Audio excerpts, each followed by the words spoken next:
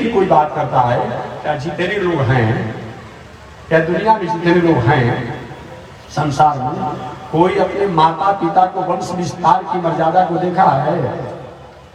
हमारे समझ से तो नहीं देखा है। अगर कोई कहता है कि मैंने देखा है तो पागल के अलावा और क्या होगा? उसको खाना में बंद न किया जाएगा। कोई कहे कि मैंने देखा है तो ऐसा होता है क्या जी? फिर भी आपने मान लिया ना कि मेरी माता जी है, मेरे पिताजी हैं, हम कहें वहां आप मान लेंगे बिना देखे? या हर चीजों को देखना ही जरूरी नहीं है, हम देखेंगे तभी मानेंगे। तो मैंने बात किया आपसे कि प्राण प्राप्त किसने देखा नहीं, लेकिन जो अनुमान डॉक्टर साहब कह देते हैं ऐसे जो हो जाता है उस समय हम शमशान पर पहुंचाइए देते हैं। एक ऐसा है जो हमेशा उससे हम डरते रहते हैं। तो मैं निवेदन करा था, अभी भी हमारा विज्ञान मेडिकल साइंस जो है उस तरफ है कि आखिर कितना मजबूत ये आत्मा है, ये प्राण है जो सबके हजारों लोगों के बीचों से चला जाता है, दिखाई नहीं पड़ता है। इस पर रिसर्च चल रहा है। एक ये चल रहा है कि पहले के ऋषि लोग दूसरे की लड़का दूसरे को कैसे कर देते, ये तो थोड़ा सा मेडिकल साइंस इसमें थोड़ी सी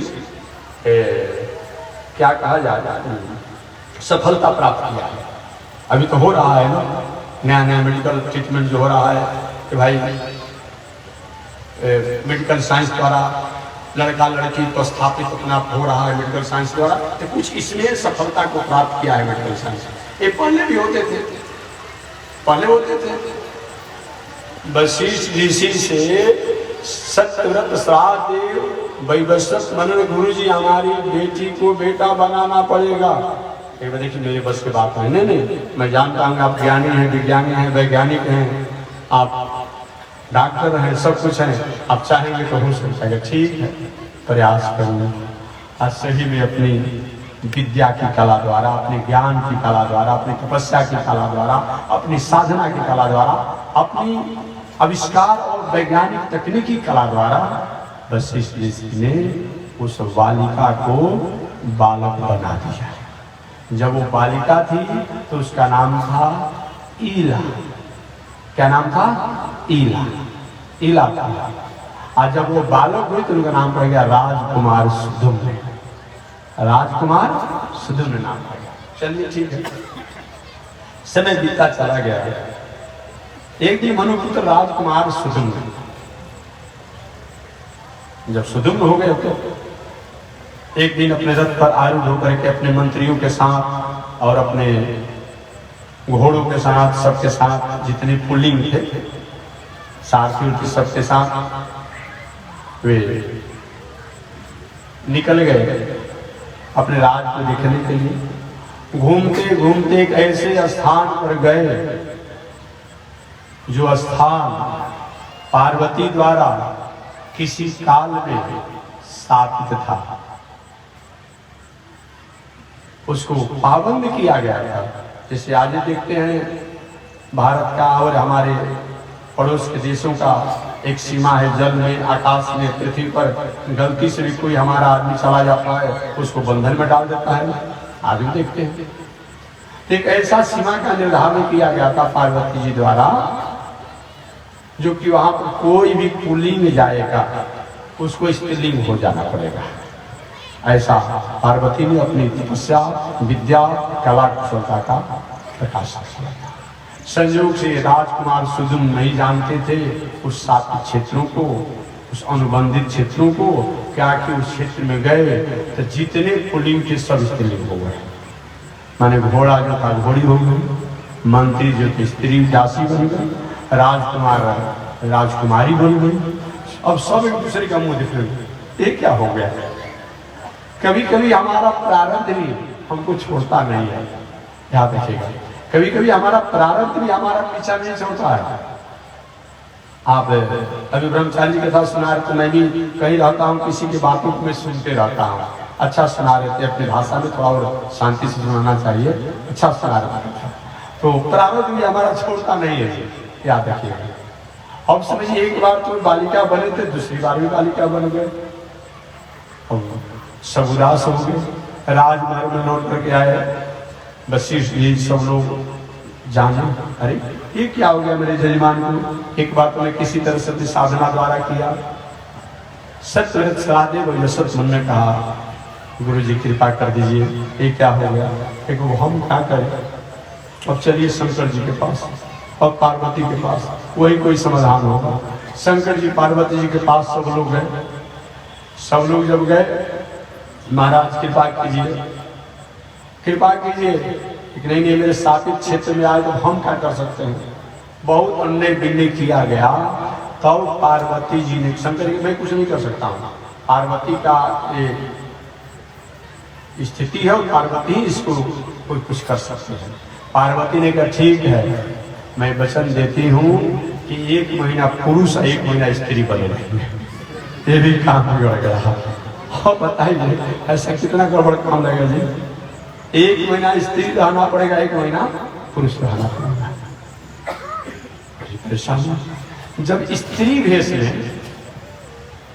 सूर्यपुत्र, स्त्री भेष में सूर्यपुत्र सत्यव्रत श्राद्ध वैवस्वत मनु के पुत्र जब रहते तो राजकाज की व्यवस्था करते, और कहीं स्त्री भेष में हो जाते थोड़ा सा संयम और संकोच हो जाते। यही चलता, बड़ी विडंबना थी। एक बार राजकुमारी के रूप में जब मनुपुत्र थे तो अचानक इनकी मुलाकात चंद्रमा से हुई। यही चंद्रमा से हुई और नहीं, चंद्रमा के पुत्र बुध से, चंद्रमा के पुत्र बुध से, और बुध से हुई तो बुध ने विवाह का प्रस्ताव रख दिया। उसे राजकुमारी भेष में, जो कभी राजकुमारी मनु के पुत्र, और दोनों ने एक वैवाहिक मर्यादा इस शर्त को स्वीकार किया। और उसी वैवाहिक मर्यादा के शर्त के अनुसार जब 1 वर्ष 1 महीना 1 वर्ष 1 वर्ष स्त्री और 1 वर्ष पुरुष, तो उसी में क्या हुआ, इनको जब सूर्यपुत्र बुध, चंद्रमा पुत्र बुध से जब संबंध हुआ, एक बालक को जन्म देने का अधिकार प्राप्त हुआ। और वही बालक जन्म लिया समय से, उसी का नाम पड़ा पुरुरवा। क्या नाम पड़ा? राजकुमार पुरुरवा। और उसी पुरुरवा से आगे चल करके चंद्रवंश चला। क्या चला?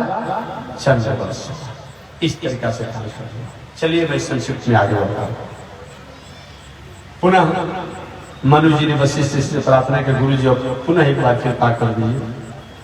तो कृपा किए कि ठीक है जाइए, मैं पार्वती द्वारा हुआ है कि 1 वर्ष स्त्री 1 वर्ष पुरुष, तो लेकिन मैं कहता हूँ हमेशा के लिए एक पुरुष रह गए, पुनः एक पुरुष रूप हो गए। इस बीच के अंतराल में मनु जी के मन में थोड़ी सी उदासी रहती थी, कैसे राजकाज की व्यवस्था चलेगा।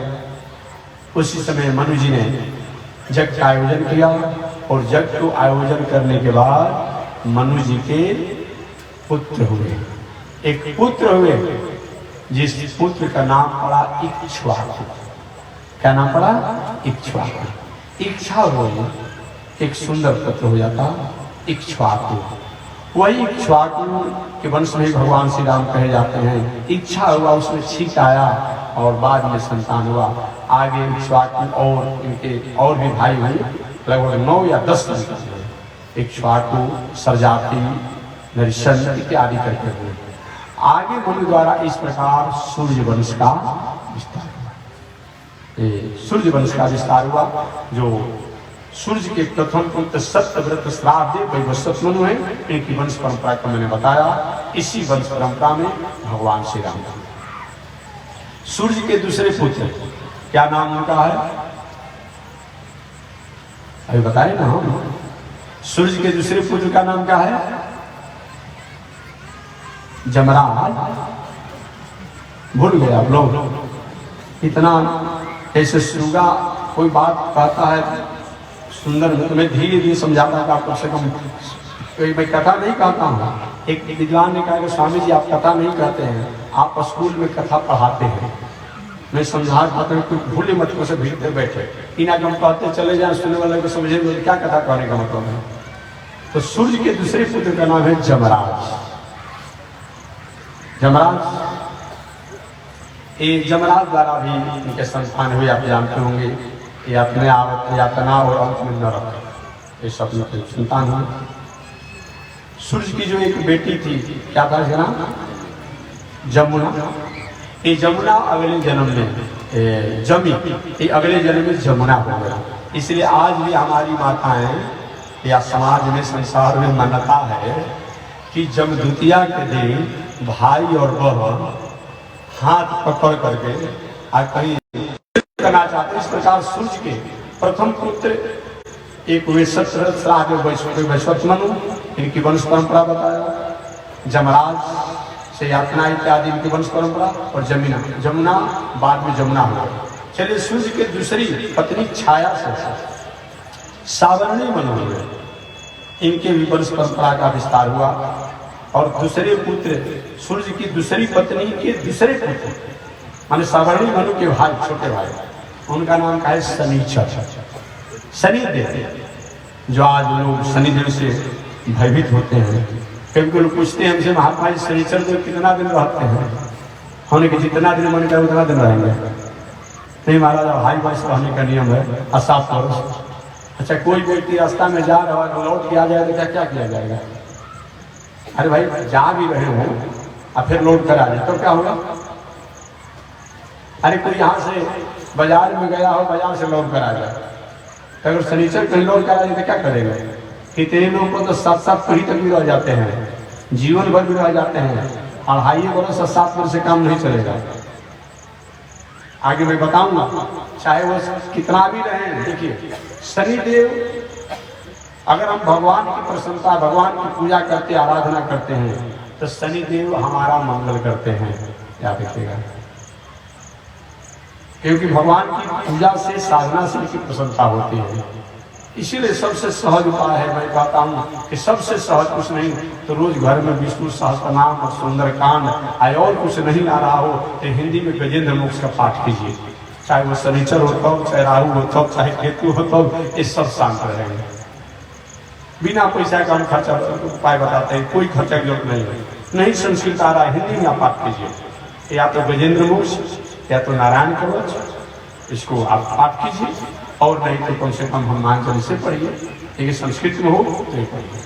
तो मैं निवेदन करना चाहता हूँ, शनिदेव का इच्छा नहीं था विवाह करने के लिए, लेकिन विवाह कर दिया लोगों ने। आज शनिदेव का जब विवाह कर दिया लोगों ने, तो पत्नी के घर में जब गए प्रथम दिन, तो एक किनारे पर पत्नी बैठी रही, एक किनारे पर शनिदेव बैठे रहे। और पत्नी सोचे कुछ बोलेंगे तब तो हम बोलेंगे। सायंकाल को अपने पत्नी के घर में गए शनिदेव, प्रातः काल हो गया, एक शब्द भी बोले नहीं। पत्नी प्रथम दिन था, कैसे बोले प्रथम बार? अंत में शनिदेव की पत्नी ने शनिचर को साप दिया कि हमसे विवाह करके और हमारा मुंह तक आपने नहीं देखा है, हमसे बोले नहीं हैं, तो आज के बाद किसी को आप देख देंगे उसका विनाश हो जाएगा, नाश हो जाएगा। इसीलिए शनिदेव के फोटो आप लोग देखेंगे, किसी की तरफ देखते नहीं है। हमेशा देखेंगे, फोटो कभी देखेंगे मिलेगा आपको, तो हमेशा शनि। 2 लोगों को देखे और उनका हरासे हो गया है। 2 लोगों को देखे हैं, उनका हरास हो गया है। वो कौन कौन? एक बार तो ये दशरथ जी महाराज, यही दशरथ जी, ये दशरथ जी के मन में हुआ कि हमेशा सकट का भेदन होते रहता है कुल, तो क्यों न इसको अनुशासन किया जाए। और वही दशरथ जी अपने रथ पर चढ़ करके आज सकट भेदन नहीं होने देंगे, शनि का प्रभाव नहीं होने देंगे, रथ पर जा रहे थे। शनिदेव को जब पता चला तो अपने जेब ही सीधे से किए, थोड़ा सा से किए, और वही रथे पर से दशरथ जी महाराज गिरते। कैसे इसमें विमान से आप लोग जाते हैं, तो पहले के जमाना में रथ जो होता था विमान जैसा उड़ता भी था, तो वहीं से गिरे। अब संयोग से जब गिरे हो तो गिरते गिरते लुढ़कते लुढ़कते आप जटायु जी उड़ रहे थे, और उन्हीं के पंखों पर आकर गिर गए। अब पंखों पर आकर जब गिर गए तो जटायु जी प्राण रूपी दशरथ जी के प्राणों की रक्षा हो गई। और रक्षा हो गई, उसी समय से दशरथ जी महाराज ने जटायु जी से अपना मैत्री कर लिया। और मैत्री जब कर लिया तो दशरथ जी ने मन में संकल्प किया कि इनके कोई पुत्र नहीं है जटायु के, तो निश्चित रूप से पुत्र का जो संस्कार हो वो केवल मेरे पुत्रों द्वारा होता तो अच्छा होता। वही अपने पिता की भावना को स्वीकार करते हुए भगवान श्री राम ने जटायु जी की मृत्यु के अवसर पर उनका संस्कार किया है। हालांकि पंछी का ये दाह संस्कार करने का ये सब कोई मतलब नहीं है, याद रखिएगा, ये कोई मतलब नहीं है। लेकिन फिर भी अपने पिता की भावना को याद करते हुए भगवान श्री राम ने जटायु जी का संस्कार किया। हमेशा मैं भजन गाता हूँ, नारायण भजु नारायण भजु नारायण भजु भाई रे, जानत दीन दयाल सदा जनके मन की मृदुलाई। पूज्य पिता दशरथ ने अंतिम श्रद्धांजलि नहीं पाई रे, अधम जटायु के पंखों पर असुवन धार बहाई रे, नारायण भजु नारायण भजु नारायण भजु। इसलिए भगवान श्री राम ने जटायु जी का संस्कार किया। ये हमारे श्री वचन भूषण श्री वैष्णव का एक ग्रंथ है, उन श्री वैष्णव के ग्रंथ श्री वचन भूषण, उसमें एक सूत्र आया है, मार निर्नंबी वर्ता अस्मृत। एक नार निर्नंबी, आज के लोग कहता है हम समाज का उत्थान करना चाहते। तुम समाज का क्या उत्थान करोगे? तुम अपना उत्थान कर रहे हो, समाज का तुम उत्थान क्या करोगे? आज का जो समाज सेवी अपने कहलाने वाला है, आज से 1000 वर्ष पहले, आज से 1000 वर्ष पहले द्वापर युग में भगवान श्री कृष्ण, त्रेता युग में भगवान श्री राम ने जो समाज उद्धार का और समाज उत्थान का जो मिशन चलाया, अभियान चलाया, उससे तुम अधिक क्या कर सकते हो? क्या करोगे? आज समाज का उत्थान करने वाला अपने को नेता कहलाता है लोग। दूसरे का एक समान कमजोर गरीब घर का लड़का है, उसको कोई अस्वस्थ हो जाए तो साधारण किसी हॉस्पिटल में दवा कराएगा, साधारण किसी स्कूल पढ़ाने का, अपने बेटा को विदेश रखता है, कहता है कभी समाज का नेता बने हुए हैं। यही समाज का नेता हो। दूसरे का पुत्र किसी साधारण हॉस्पिटल में जाकर और वो अस्वस्थ हो जाए, अब तुम अपने पुत्र को, अपने परिवार क्या करते हो? अरे समाज उत्थान का काम तो भगवान श्री राम ने किया। जो सबरी ऋषियों द्वारा उनको एक अलग ही मुकाम और अलग ही मिशन में रखा गया था, भगवान श्री राम ने जिस सबरी की जो स्थिति पर पहुंचाया, इससे और कोई क्या कर सकता है? जो कुल भी सब अपने से कहते हैं कि हमारा जो काम है ये सारी दुनिया जानती है, उन कुल भीड़ों से गलों मिलते हैं, निषाद राज से मिलते हैं, इससे अधिक आप काम करते हैं और अधिक आप करेंगे। भगवान श्री कृष्ण जी भी जब सब लोग जिस समय गोवर्धन को उठाए, सारे ब्रजवासियों को एक साथ बोला कर भैया आप लोग के सहयोग से मैंने गोवर्धन को उठाया है।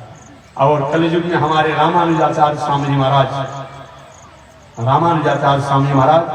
और मैं नहीं कहता हूँ, जिसको आप इस समय अपना एक विचारक मानते हैं, अपना दार्शनिक मानते हैं, अपना नेता मानते हैं, अंबेडकर जी को मानते हो ना, अंबेडकर जी के अंग्रेजी में लिखे हुए शब्दों को पढ़िए। अगर अंग्रेजी नहीं आता है तो हिंदी में पढ़िए, हिंदी यूज करके क्या लिखे अम्बेडकर जी ने कि आजाद दक्षिण भारत के संत श्री रामानुजाचार्य ने समाज के लोगों को जोड़ने का और समाज के लोगों को जो कार्य किया, इसको कहीं भूला नहीं जा सकता है, भूला नहीं जा सकता है।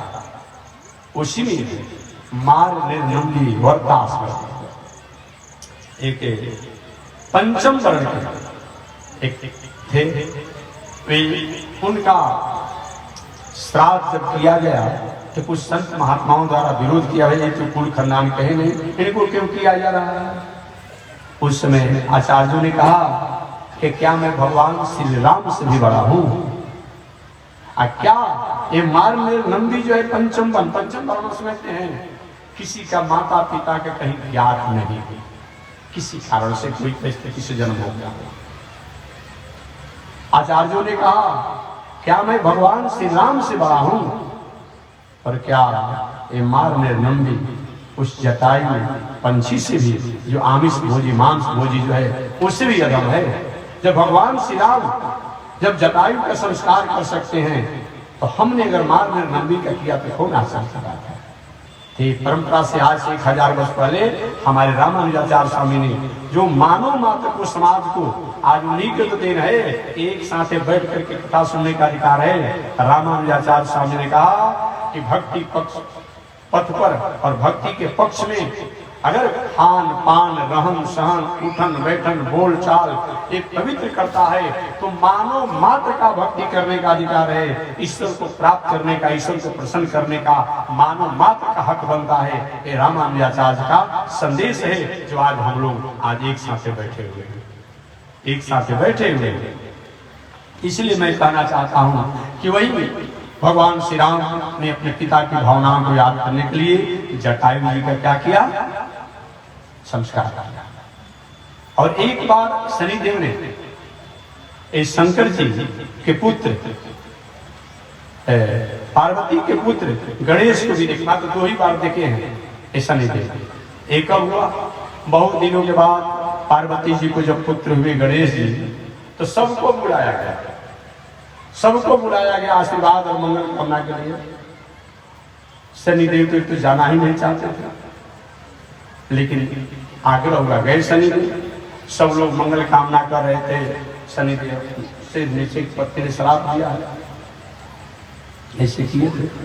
पार्वती ने कहा बहुत बड़ा ईर्ष्यालु है, सारे संत महात्मा ऋषि लोग मेरे पुत्र को मंगल कामना कराया, आशीर्वाद दे रहा है, ये जब से आया है नीचे सिर करके मान करता है, ईर्ष्या इसको है। शनिदेव ने कहा माता जी ईर्ष्या नहीं है, हमारी पत्नी का ऐसा बंधन हमको डाल दिया है क्योंकि हम किसी को देख नहीं पाते हैं, साफ दिया है, मैं देखूंगा उसका अनिष्ट हो जाएगा। ऐसी आपकी पत्नी और आपका स्थिति है, ये नहीं मानती, मैं मानूंगा तुम मेरे पुत्र से ईर्ष्या करते हो। और जीव ही पार्वती, देखिए संत से आप आग्रह कीजिए, संत शास्त्र धर्म ईश्वर संस्कार संस्कृति, ये दुराग्रह का विषय नहीं है, आग्रह का विषय है। जब जब भी दुराग्रह जिसने किया, अगर कहीं सीता जी दुराग्रह नहीं की होती तो संकट आता। अरे जंगल में तो बहुत से लोग जाते हैं, ठीक है, माता पिता ने वरदान दे दिया, जंगल में घूमेंगे फिरेंगे, 14 वर्ष में लौट कर आएंगे। बड़े बड़े हमारे राष्ट्र की देश की सेवा करने वालों जीवन ही बीत जाता है वो बॉर्डर पर आकर के। लेकिन सीता जी ने क्या किया? प्रभु इस मृगा को हमें चाहिए, चाहे माया का ही मृगा क्यों न हो, अगर जिंदा हो जाएगा तब भी, हमें ऐसे भी कम से कम 14 वर्षों के बाद जाकर राजमहल में मृगा की कमी था। कितना बड़ा दुराग्रह है। लक्ष्मण जी कहते कि नहीं नहीं, ये मृगा नहीं मालूम पड़ता है तो माया मालूम पड़ता है, नहीं मालूम, वहां दुराग्रह किया। दूसरा बार लक्ष्मण जी जब राम जी कह गए थे लक्ष्मण जब तक मैं लौट को नहीं आऊंगा सीता को अकेले नहीं छोड़ना है, अब फिर भी सीता जी लक्ष्मण को डांटने लगी, तुम्हें शर्म नहीं आती है? तुम्हारी इच्छा तो उसी समय हमसे विवाह करने की थी, सीता कह तुम्हारी इच्छा तो उसी समय हमसे विवाह करने की थी जिस समय मेरे पिता ने कहा कि अब मैं समझ गया ये पृथ्वी जो है वीरों से खाली है। तो आपने कहा था यदि राव अनुशासन पाऊं तो कंदों के ऊपर ब्रह्मांड उड़ाऊं। ये धनुष की बात क्या है? तो तुम धनुष तो उसी समय तोड़ना चाहता था, हमसे विवाह करना चाहता था, लेकिन नहीं हुआ। तो याद रखिए अगर मेरे स्वामी राम मारे जाएंगे मेरे हाथों का पकड़ नहीं पाएंगे। लक्ष्मण जी जो मैं स्वप्न में नहीं सोच सकता, ये भावना मरम वचन सीता जब बोला। कौन ऐसा मरम वचन होगा भाई जो लक्ष्मण जैसा जोगी भी पिघल गया, बदल गया, चंचल हो गए? ये क्या है दुराग्रह का परिणाम? क्या हुआ आप जानते हैं, कितना विषम परिस्थितियों को करना पड़ा। सती जी ने दुराग्रह किया, बाबा कह रहे कि नहीं नहीं यही मेरे स्वामी हैं, यही मेरे अविनाशी हैं। देवी जी विरही का रूप बनाए हैं रामावतार में, इनकी परीक्षा मत लो। नहीं महाराज, बड़े घर के मैं बेटी हूँ, आपकी पत्नी हूँ, मैं परीक्षा लूंगा। क्या हुआ? असफल हो गई सती। जब जब भी ये दुराग्रह किया गया तब तब जीवन में शांति नहीं मिलती है। अतः संत शास्त्र संस्कृति ईश्वर धर्म ये आग्रह का विषय है। दुराग्रह का विषय नहीं। आग्रह किसे कहा जाता है? जैसे व्यवहारिक बात, आप अपने घर से राबड़ी, मालपुआ, पुआ, पूरी, पकवान बना कर लेंगे, महात्मा जी सुबह सुबह स्नान करके आपके में लाया हूँ, खा लीजिए। हमने कहा देखिए भाई हम सौपाठी हैं, जो भी रूखा सूखा मिले, चाहे जैसा भी हो, राबड़ी मिलेगा तभी, मालपुआ मिलेगा तभी हमारे महात्मा संत लोग बनाते हैं। खाते, अरे महाराज मैं प्रेम ठेस लगेगा, सुबह से जकर में बना कर लिया, आप तो नहीं खाएंगे। तो आपको आग्रह कीजिए, अगर महात्मा ले रहे हैं, पा ले रहे हैं तो अच्छी बात है, और नहीं पा रहे हैं तो दुराग्रह मत कीजिए, नहीं खाइए। अगर कहीं खा भी लेंगे तो आपको उससे बहुत फायदा नहीं होगा, इसलिए आग्रह करना चाहिए, दुराग्रह नहीं करना चाहिए।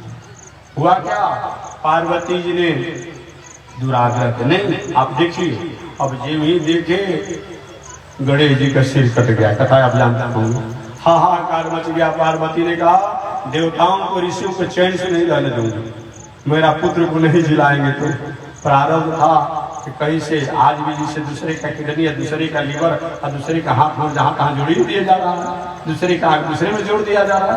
उस समय की शल्य क्रिया द्वारा, देवताओं ऋषियों द्वारा, वैद्यों द्वारा क्या किया गया, एक हाथी का सिर काट करके इनमें जोड़ दिया गया, और वो भी अपने आप अपनी स्थिति को प्राप्त किया। ये कथा आप जानते हैं। तो पहले गणेश जी सुंदर मुंह वाले थे, लेकिन दुराग्रह का फल रहा, शनिचर दिन का दिखने का फल रहा कि हाथी मुंह वाले हो गए, हाथी मुंह वाले हो गए गणेश जी।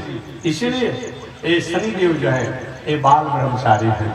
मैं कहना चाह रहा था, इनसे आगे चल करके कोई वंश परंपरा नहीं चली। बाकी सूर्य की दूसरी पत्नी से सावरणी मनु, और एक शनिदेव हुए, और एक शनिदेव की एक बहन हुई जिसका नाम है ताप्ती, जो ताप्ती नदी बन गई बाद में चल करके। शनिदेव के तीसरे पत्नी जो घोड़ी के रूप में थी, उसे अश्विनी कुमार हुए, जो देवताओं के आज वैद्य बने हुए हैं।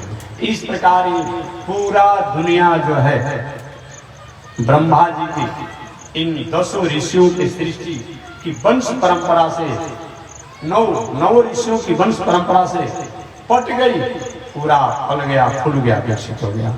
तो भगवान श्रीमन नारायण ने सृष्टि के प्रारंभ में प्रकृति की सृष्टि किया था, पृथ्वी, जल, वायु, आकाश, पहाड़, पर्वत, वृक्ष इत्यादि। दूसरा समष्टि की सृष्टि किया था, जो समष्टि माने सृष्टि मैंने बता दिया, प्राणियों का सृष्टि। और तीसरा संस्कृति का सृष्टि किया था। वही संस्कृति के सृष्टि में सबसे प्रथम ओंकार, और वही ओंकार की व्याख्या वेद है। पहले वेद ओंकार में था, वह ओंकार ऋग्वेद, यजुर्वेद, सामवेद, अथर्ववेद के रूप में हो गया। वही चारों वेद जो है उसी का रिफाइनीकरण, विशुद्धिकरण जो है उपनिषद है, और वही वेद उपनिषद का विस्तारीकरण जो है, सहजीकरण जो है, सरलीकरण जो है पुराण है, इतिहास है, स्मृति और इस प्रकार ये पूरी दुनिया इस संस्कृति का, इस शास्त्र का है। इस प्रकार भगवान श्रीमन नारायण ने प्रकृति, समष्टि और सृष्टि, इन तीनों का सृष्टि करके और दुनिया को फल फूल कर विकसित कर दिया, जो आज इस संसार में हम और आप उसी के कहीं न कहीं पुष्प है, कहीं न कहीं फूल है, तो कहीं न कहीं सखा है। ऐसे भगवान श्रीमन नारायण को मैं बार बार प्रणाम करता हूँ। आज इसी के साथ वाणी विराम, एक बार भगवान का नाम ले, आगे परमात्मा की जैसी। श्रीमन नारायण लक्ष्मी नारायण, श्रीमन नारायण लक्ष्मी नारायण, श्रीमन नारायण नारायण नारायण, श्रीमन नारायण नारायण नारायण। बोलिए श्री लक्ष्मी नारायण भगवान की, विश्व वंदनदाता श्री त्रिदंडी स्वामी जी महाराज की।